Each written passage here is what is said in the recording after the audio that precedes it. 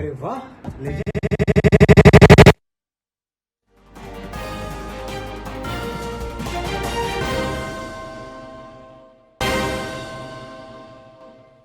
प्रधानमंत्री नरेंद्र मोदी ने नई दिल्ली के भारत मंडपम में 3 दिवसीय अष्टलक्ष्मी महोत्सव का किया उद्घाटन। कहा, यह महोत्सव नॉर्थ ईस्ट का सामर्थ्य पूरे विश्व को दिखाएगा। मुख्यमंत्री हेमंत सोरेन ने मंत्रियों के बीच बांटा विभाग। राधाकृष्ण संभालेंगे खजाना, इरफान को मिली स्वास्थ्य, दीपिका को ग्रामीण और सुदिव्या को नगर विकास की जिम्मेवारी। राज्यसभा में कांग्रेस सदस्य अभिषेक मनु सिंघवी के टेबल के नीचे मिला नोटों का बंडल।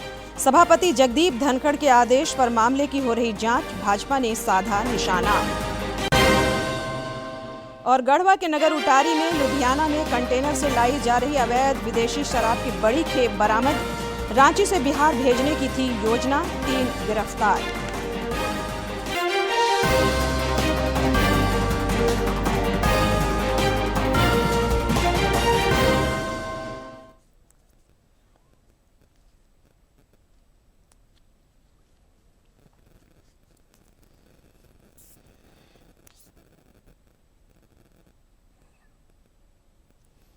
नमस्कार, खबरें झारखंड में आपका स्वागत है। मैं हूं संध्या दिमता और अब समाचार विस्तार से।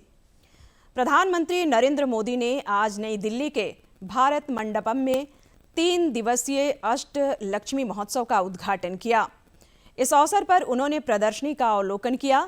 प्रधानमंत्री ने कहा कि यह महोत्सव नॉर्थ ईस्ट का सामर्थ्य पूरे विश्व को दिखाएगा। इस महोत्सव से नॉर्थ ईस्ट में निवेश के नए द्वार खुलेंगे।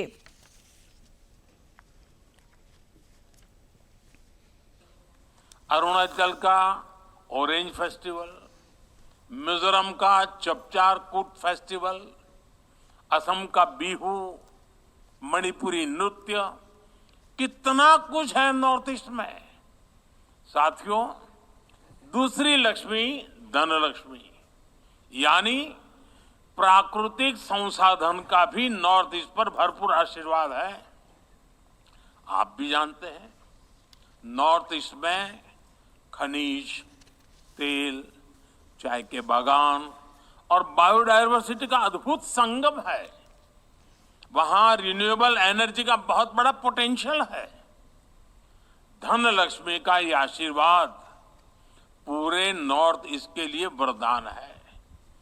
साथियों, तीसरी लक्ष्मी धान्य लक्ष्मी की भी नॉर्थ ईस्ट पर भरपूर कृपा है। हमारा नॉर्थ ईस्ट नेचुरल फार्मिंग के लिए, जैविक खेती के लिए, मिलेट्स के लिए प्रसिद्ध है। हमें गर्व है कि सिक्किम भारत का पहला पूर्ण जैविक राज्य है। नॉर्थ ईस्ट में पैदा होने वाले चावल, बांस, मसाले और औषधीय पौधे वहां कृषि की शक्ति को दिखाते हैं। आज का भारत दुनिया को हेल्दी लाइफस्टाइल से जुड़े हुए, न्यूट्रिशन से जुड़े हुए जो सॉल्यूशन देना चाहता है, उसमें नॉर्थ ईस्ट की बड़ी भूमिका है।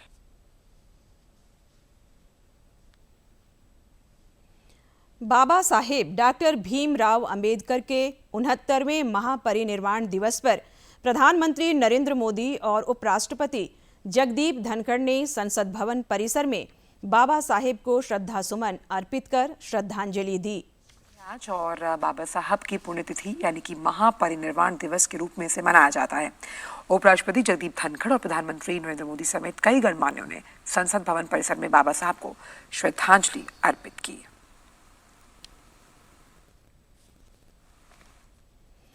इधर प्रदेश भाजपा कार्यालय में बाबा साहेब डॉक्टर भीमराव अंबेडकर के महापरिनिर्वाण दिवस पर कार्यक्रम का आयोजन किया गया। इस अवसर पर प्रदेश कार्यकारी अध्यक्ष रविंद्र राय ने कार्यकर्ताओं के साथ बाबा साहेब के चित्र पर पुष्प अर्पित कर उन्हें नमन किया। उन्होंने कहा कि बाबा साहेब ने सामाजिक न्याय, शिक्षा और समानता के क्षेत्र में जो क्रांति शुरू की, वह हमेशा प्रासंगिक रहेगी। मुख्यमंत्री हेमंत सोरेन ने आज अपने मंत्रिमंडलीय सहयोगियों के बीच विभागों का बंटवारा कर दिया है। राधा कृष्ण किशोर को वित्त वाणिज्य कर योजना एवं विकास तथा संसदीय कार्य विभाग का मंत्री बनाया गया है। वहीं इरफान अंसारी को स्वास्थ्य, खाद्य आपूर्ति एवं आपदा प्रबंधन की जिम्मेवारी दी गई है। चमरा लिंडा अनुसूचित जनजाति, अनुसूचित जाति, अल्पसंख्यक एवं पिछड़ा वर्ग कल्याण विभाग, संजय प्रसाद यादव श्रम नियोजन एवं प्रशिक्षण तथा उद्योग, दीपक बिरवा राजस्व एवं निबंधन तथा परिवहन विभाग और हफीजुल हसन जल संसाधन एवं अल्पसंख्यक कल्याण विभाग की जिम्मेवारी संभालेंगे।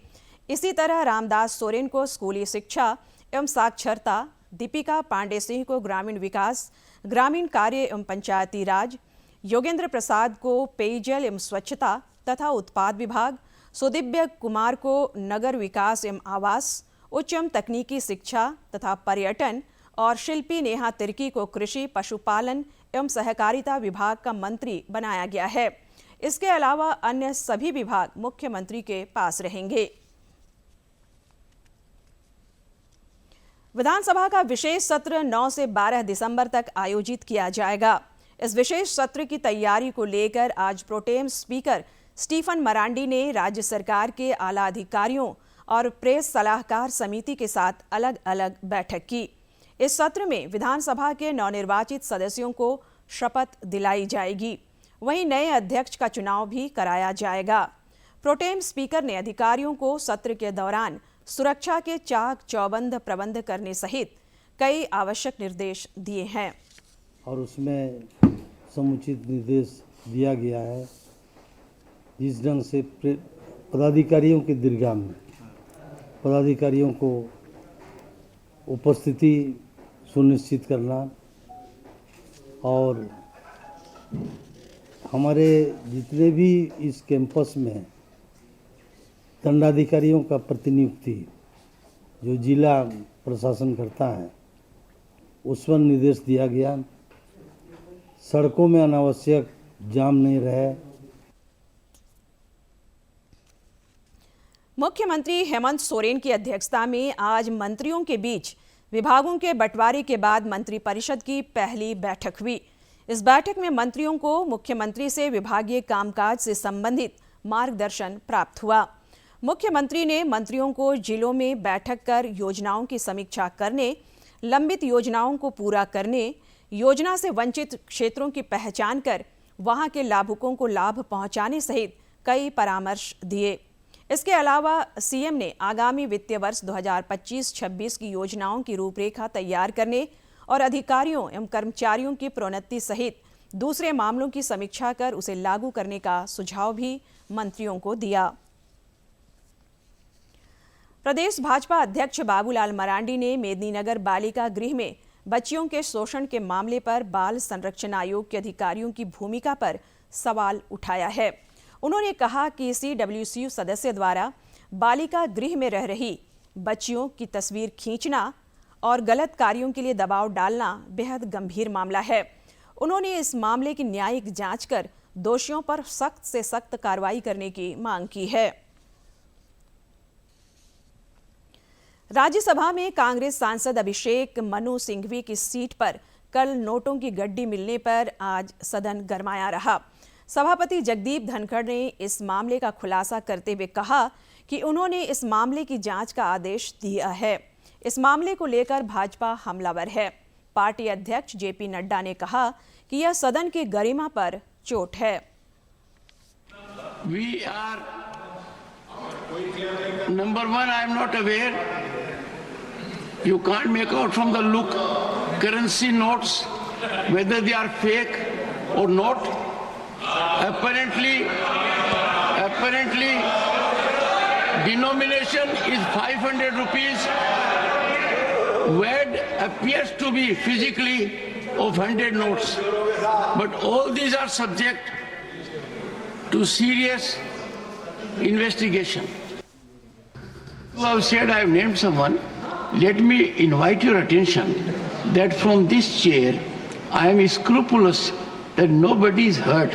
What I said was apparently a wad of currency notes was recovered by the security official from seat number 20222 presently allotted to Shri Abhishek Manu Singhvi, elected from state. I don't have any aspersion on anyone. Bharat ने परिवहन के क्षेत्र में एक और कदम आगे बढ़ाया है।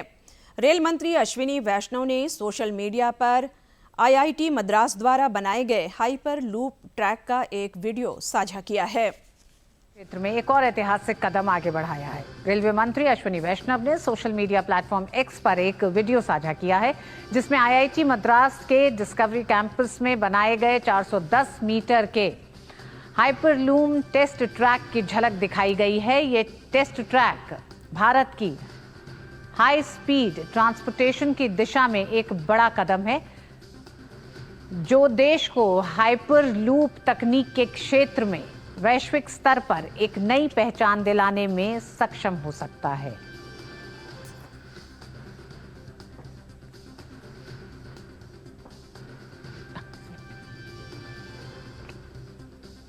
सशस्त्र सेना झंडा दिवस के अवसर पर आज सेना के 5 सदस्यीय शिष्टमंडल ने राजभवन जाकर राज्यपाल संतोष गंगवार को सेना के झंडे वाला बैज लगाया।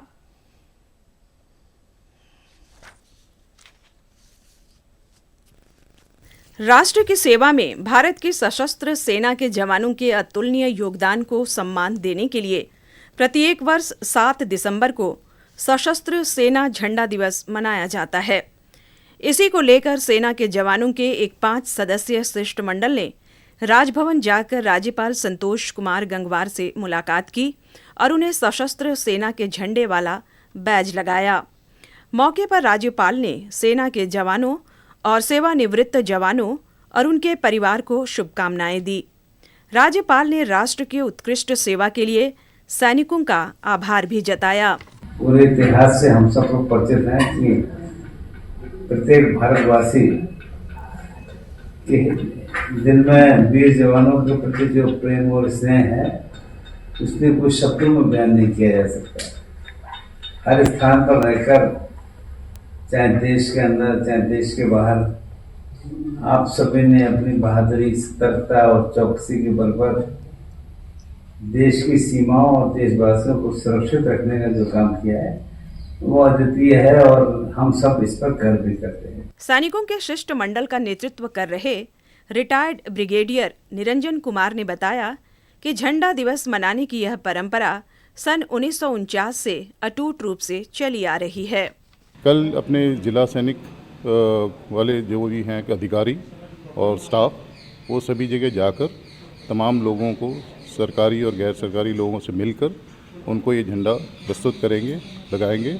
रिटायर्ड ब्रिगेडियर ने यह भी बताया कि झंडा दिवस का मकसद सेवा प्राप्त सैनिकों के परिवार के कल्याण के लिए धन संग्रह करना भी है। जो झंडा दिवस का जो मकसद है कि ज़्यादा से ज़्यादा रकम इकट्ठा करना, जिससे कि लोगों का, पूर्व सैनिकों का वेलफेयर किया जा सके। दरअसल झंडा दिवस का दिन सैन्य परिवारों के लिए एक उत्सव की तरह है, जब इस परिवार के सभी सदस्य सेना के झंडे वाला बैज लगाकर प्रफुल्लित होते हैं। भारतीय सेना का हिस्सा होने पर असीम गर्व का अनुभव भी करते हैं। कैमरामैन विकास के साथ अवधेश गौतम की रिपोर्ट। ट्राइबल यूथ फेस्ट यानी आदिवासी युवा महोत्सव का तीसरा संस्करण 14 और 15 दिसंबर को रांची के दीक्षांत मंडप में आयोजित होगा। रांची प्रेस क्लब में आज इस आयोजन से संबंधित पोस्टर की लॉन्चिंग की गई। ट्राइबल यूथ फेस्ट आयोजन समिति के सचिव शशि पंडा ने बताया कि ट्राइबल यूथ फेस्ट के दौरान दिन में विभिन्न सांस्कृतिक कार्यक्रमों का आयोजन होगा। उन्होंने बताया कि संध्या में जनजातीय भाषाओं पर आधारित अरोक शो और जनजातीय परिधानों से युक्त फैशन शो का आयोजन होगा। दिन में सांस्कृतिक कार्यक्रम होगा और शाम में रॉक शो भी होगा। जो रॉक शो भी जो होगा वो हमारे अपना जो झारखंड की भाषा है उस पे होगा, जनजातीय भाषाओं पे होगा। और इसके साथ साथ यहाँ पर आप देखेंगे ट्राइबल फैशन शो भी होगा इसमें। इधर मीडिया से बात करते हुए समिति के अध्यक्ष विपिन टोप्पो ने कहा कि इस आयोजन का उद्देश्य आदिवासी कलाकारों और व्यवसायियों को एक मंच प्रदान करना है। साथ ही सभी जनजातीय वर्ग को एक सूत्र में पिरोना भी है। हम लोगों ने एक मंच तैयार किया जिसका यही उद्देश्य है कि एक प्लेटफॉर्म तैयार करना जो हमारे समुदाय के, आदिवासी समुदाय के लोगों को जगह नहीं मिल पाता है या उनको एक मंच नहीं मिल पाता है, चाहे वो युवा कलाकार हो या युवा व्यापार से जुड़े हुए लोग हों, तो एक हम मंच उनको दे रहे हैं ताकि वो अपना कला, अपनी संस्कृति, सभ्यता का प्रदर्शन करें। 2 दिनों तक चलने वाले आदिवासी युवा महोत्सव के दौरान जनजातीय व्यंजनों और परिधानों से जुड़े स्टॉल भी लगाए जाएंगे। कुल मिलाकर इस महोत्सव में लोगों को जनजातीय सभ्यता और संस्कृति को जानने का भरपूर अवसर मिलेगा। रांची से अवधेश गौतम की रिपोर्ट। बांग्लादेश में हिंदुओं और अल्पसंख्यकों के खिलाफ हो रहे अत्याचार पर राज्य भर में विरोध प्रदर्शन जारी है। बोकारो व्यवहार न्यायालय के अधिवक्ताओं ने आज विरोध प्रदर्शन करते हुए बांग्लादेश में इस्कॉन के पुजारी के अधिवक्ता पर हुए हमले की कड़ी निंदा की। इस मामले में उन्होंने केंद्र सरकार से हस्तक्षेप की भी मांग की। वकील एकता जिंदाबाद, जिंदाबाद, जिंदाबाद। वकील एकता जिंदाबाद, जिंदाबाद, जिंदाबाद। आप लोग को हमारा भारत सरकार से मांग है कि बांग्लादेश को से अपने रिश्ते खत्म कीजिए, संबंध खत्म कीजिए। जब हमारे लोगों को मारे जा रहे हैं, हमारे वकील मारे जा रहे हैं, तो अब उनसे रिश्ता रख के क्या होगा। हमारा भारत सरकार से मांग है कि बांग्लादेश से संबंध खत्म कर लेना चाहिए और वकीलों पर जो हमले हो रहे हैं वो गलत है। कट्टरपंथी जो हो, वकील से कोई लेना देना नहीं जाति धर्म से। वकील वकील है और हमारा धर्म है, हमारा धर्म ही है किसी को बचाना। गढ़वा पुलिस ने पंजाब के लुधियाना से आ रही अवैध विदेशी शराब की एक बड़ी खेप पकड़ी है। नगर उटारी थाना पुलिस ने उत्तर प्रदेश की ओर से आ रहे एक कंटेनर से 17,580 बोतल अवैध विदेशी शराब जब्त की है। इस मामले में 3 लोगों को गिरफ्तार किया गया है। शराब की इस खेप को रांची पहुंचने के बाद बिहार भेजा जाना था। हम लोगों को ब्यौरा मिल गया है, अनुसंधान कर रहे हैं। दारू सही है गलत है इसके बारे में एक्साइज डिपार्टमेंट से हम लोगों ने कम्युनिकेशन किया है, बनाया है, वो जांच करके बताएंगे हम लोगों को। और लगातार इस रूट पे, जैसा कि आप इलेक्शन के समय में देख रहे थे, इस रूट पे लगातार चेकिंग हम लोगों की लगाई जाती है। चेकिंग के दौरान ये कार्रवाई की जाती है। ये कुल दारू की लागत ऐसे जो हम लोगों का सरकारी रेट है उसके हिसाब से करीब 44 लाख। पलामू पुलिस ने प्रतिबंधित नक्सली संगठन टीएसपीसी के टॉप कमांडर में से एक जितेंद्र कुमार सिंह को गिरफ्तार किया है। यह कई आपराधिक मामलों का आरोपी है। उस पर पुलिस पर हमले का भी आरोप है। गुप्त सूचना पर पुलिस ने कार्रवाई करते हुए योजनाबद्ध ढंग से इस नक्सली को धर दबोचा।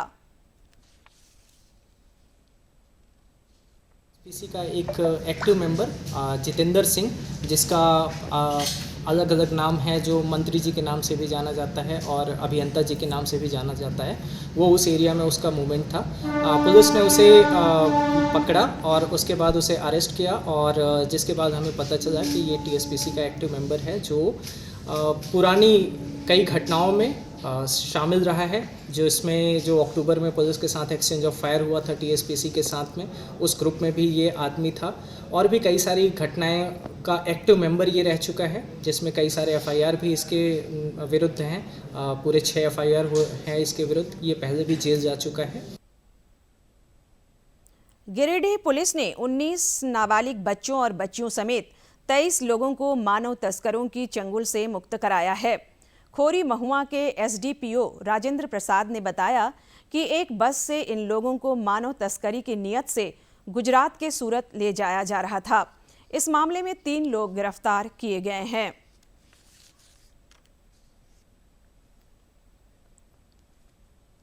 मानव तस्करी संबंधी कांड होता है वो हम लोग दर्ज करते हैं।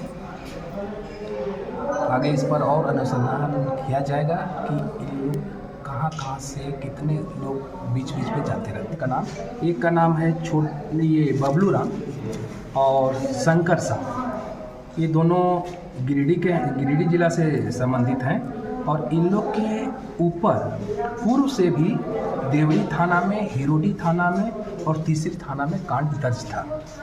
तो ये जो दोनों एजेंट है सो माने आदतन इस तरह का काम करते हैं। इस पर हम लोग गिरफ्तारी के लिए प्रयासरत हैं। दोनों एजेंट को, ये दोनों नहीं पकड़े गए हैं, केवल बस का चालक है वो गिरफ्तार हुआ है। आगे हम लोग बाकी दोनों का गिरफ्तारी के लिए हम प्रयास। हजारीबाग जिला मत्स्य कार्यालय द्वारा तिलैया जलाशय में मत्स्य अंगुलिका संचयन कार्यक्रम का आयोजन किया गया। इस कार्यक्रम में कुल 8 लाख मत्स्य अंगुलिकाओं का संचयन किया गया। इस दौरान सहायक समाहर्ता लोकेश बारंगे ने केज प्रणाली से मत्स्य पालन का भी निरीक्षण किया। उन्होंने मत्स्य पालकों के प्रयासों की सराहना की।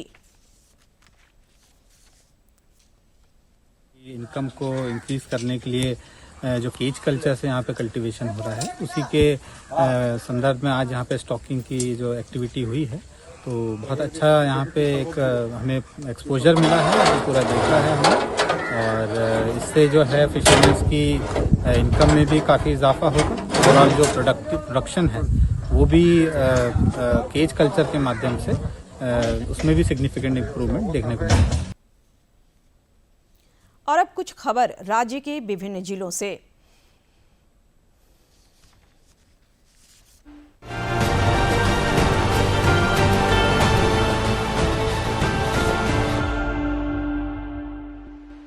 राजधानी रांची के हटिया डैम में आज सुबह एक युवक का शव मिला है। जानकारी के अनुसार शव की शिनाख्त धुरवा निवासी आतिश कुमार के रूप में की गई है। आतिश के परिजनों ने कल उसके गुमशुदगी का मामला धुरवा थाना में दर्ज कराया था। थाना प्रभारी अभिषेक राय ने बताया कि पूरे मामले की जांच पड़ताल की जा रही है। नक्सल प्रभावित लातेहार जिले में मोबाइल कनेक्टिविटी को बढ़ाने पर जोर दिया जा रहा है। उपायुक्त ने जिला स्तरीय समिति की बैठक कर टावर अधिष्ठान की समीक्षा की और अधिकारियों को संबंधित कंपनियों से संपर्क कर टावर लगाने के काम में तेजी लाने का निर्देश दिया। बैठक में चालू टावरों की स्थिति की भी समीक्षा की गई। बांग्लादेश में अल्पसंख्यक हिंदू, सिख, बौद्ध और जैन समाज पर हो रहे अत्याचार के खिलाफ दुमका में धरना प्रदर्शन किया गया। तत्पश्चात उपायुक्त के माध्यम से राष्ट्रपति को ज्ञापन सौंपा गया। यह जनाक्रोश जुलूस यज्ञ मैदान से निकलकर समाहरणालय तक गया, जिसमें काफी संख्या में लोग शामिल हुए। प्रदर्शनकारी हिंदू विरोधी तत्वों की गिरफ्तारी की मांग कर रहे थे। कोडरमा थाना क्षेत्र के डुमरिया टांड जंगल में एक महिला के साथ दुष्कर्म का मामला सामने आया है। वह महिला आंगनबाड़ी केंद्र से बोनाकली जंगल होते हुए अपने घर वापस आ रही थी। इसी दौरान पहले से घात लगाए व्यक्ति ने उसके साथ दुष्कर्म करने के बाद फरार हो गया। पीड़िता ने कोडरमा थाना में लिखित शिकायत दर्ज कराई है। रांची के विशिष्ट अनुभाजन पदाधिकारी मोनी कुमारी ने अपने कार्यालय कक्ष में दाल भात केंद्र के संचालकों के साथ बैठक की। उन्होंने संचालकों को समय पर केंद्र खोलने और लोगों को गुणवत्तापूर्ण खाना उपलब्ध कराने का निर्देश दिया। उन्होंने कहा कि केंद्र के संचालन में लापरवाही करने वालों पर कार्रवाई की जाएगी। खूंटी के उपायुक्त लोकेश मिश्रा की अध्यक्षता में बिरसा प्रधानमंत्री फसल बीमा योजना के क्रियान्वयन और निगरानी के लिए जिला स्तरीय अनुश्रवण समिति की बैठक हुई। उपायुक्त ने पंचायत, प्रखंड और जिला स्तर पर टीम का गठन कर दस्तावेजों की जांच करने का निर्देश दिया, ताकि योग्य किसानों को योजना का लाभ दिलाया जा सके। रेलवे सुरक्षा बल ने हटिया स्टेशन से भारी मात्रा में शराब बरामद किया है। जब्त शराब की कीमत 74,910 रुपये है। एसआई दीपक कुमार ने बताया कि आरपीएफ के मंडल सुरक्षा आयुक्त पवन कुमार के निर्देश पर ट्रेन नंबर 18624 की जब जांच की गई तो जनरल कोच के बाथरूम के पास रखे गए 5 लावारिस बैग से 74 बोतल बियर और शराब बरामद किए गए।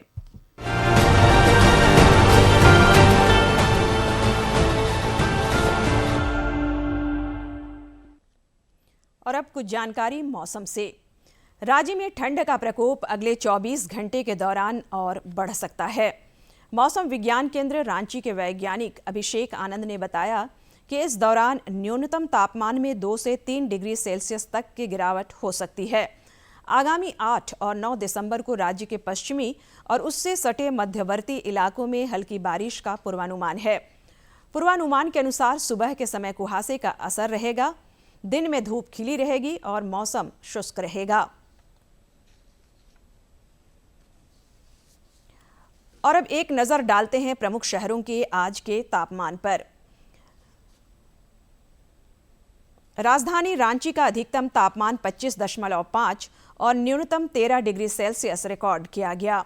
जमशेदपुर का अधिकतम तापमान 30.2 और न्यूनतम 13.8 तथा डाल्टनगंज का अधिकतम तापमान 28.8 और न्यूनतम तापमान 11.9 डिग्री सेल्सियस रिकॉर्ड किया गया।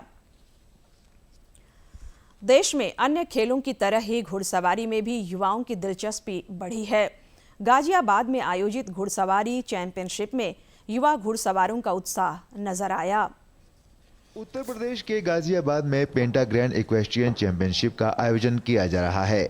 घुड़सवारी में नेशनल क्वालिफायर के तौर पर आयोजित इस प्रतियोगिता में विभिन्न राज्यों की पुलिस बल के खिलाड़ी, ITBP, Assam rifles, BSF, 61 cavalry सहित देश के विभिन्न राज्यों के क्लबों के खिलाड़ी अपने खेल कौशल का प्रदर्शन करते नजर आए। इस मौके पर अंतर्राष्ट्रीय स्तर पर देश का प्रतिनिधित्व करने वाले घुड़सवारी कोच अहमद अफसर ने कहा कि एशियन खेलों 2023 में इक्वेस्ट्रियन में पदक आने के बाद इस खेल को लेकर युवा खिलाड़ियों में जोश का संचार हुआ है। जो ये कामयाबी मिली है 2023 में एशियन गेम्स में, इसमें बड़ी मेहनत लगी है। बाहर जाके ट्रेन करना और फिर पार्टिसिपेट करना, जो सबसे ज़्यादा टफ माना जाता है टेक्निकली, तो उसमें जब हमने गोल्ड जीत ले, पूरे एशिया को कॉन्कर कर लिया, अब हमारी तैयारी ओलंपिक की है। इससे प्रेरणा मिलती है इन छोटे बच्चों को जो यहाँ आके गुरुकुल में हॉर्स राइडिंग सीख रहे हैं, बहुत सारे स्कूलों में सीख रहे हैं, बहुत सारे क्लब्स में सीख रहे हैं। वो देखते हैं कि उनका अब रोल मॉडल्स मिल गए कि हम जीत सकते हैं। इस मौके पर उपस्थित गुरुकुल हॉर्स राइडिंग क्लब के अध्यक्ष सचिन वत्स ने कहा कि अन्य खेलों के साथ साथ घुड़सवारी में भी युवाओं की दिलचस्पी बढ़ी है। मैंने पिछले कुछ वर्षों में बच्चों का रुझान बहुत ही ज़्यादा इस खेल की तरफ देखा है, और जो हमारे दिमाग में थोड़ा सा ये रहता है कि नहीं हॉर्स है, थोड़ा डर लगेगा बच्चों को, ऐसा नहीं है। और कोई भी इस खेल को सीख सकता है और ये बहुत ही रॉयल स्पोर्ट है और इसका बहुत ही उज्जवल भविष्य है। और अब अंत में मुख्य समाचार एक बार फिर।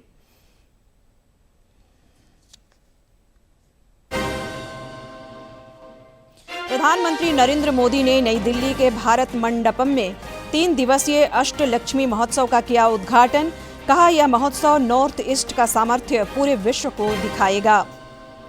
मुख्यमंत्री हेमंत सोरेन ने मंत्रियों के बीच बांटा विभाग। राधाकृष्ण संभालेंगे खजाना, इरफान को मिली स्वास्थ्य, दीपिका को ग्रामीण और सुदिव्या को नगर विकास की जिम्मेवारी। राज्यसभा में कांग्रेस सदस्य अभिषेक मनु सिंघवी के टेबल के नीचे मिला नोटों का बंडल। सभापति जगदीप धनखड़ के आदेश पर मामले की हो रही है जांच। भाजपा ने साधा निशाना। और गढ़वा के नगर उटारी में लुधियाना में कंटेनर से लाई जा रही अवैध विदेशी शराब की बड़ी खेप बरामद। रांची से बिहार भेजने की थी योजना, 3 गिरफ्तार।